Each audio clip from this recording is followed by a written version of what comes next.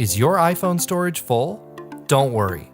We'll show you how to increase your iPhone storage capacity so that you can snap that perfect photo or download and install that new app. First, check how much storage you're using. Open Settings and tap General. Then tap iPhone Storage. Here you'll see a list of apps and the amount of storage each one uses. When it comes to file size, podcasts, movies, and music stored on your device take up the most storage. High-res photos and videos in the Photo app can take up a lot of storage space as well. Here's how to free up space for more storage on your iPhone. First, delete any apps you don't use. To delete an app, tap and hold the app until you see the menu pop up. Then tap Remove App. Try using iCloud storage for your photos and videos. This lets you back up and store files in the cloud instead of on your device. To set it up, go to Settings and tap your name.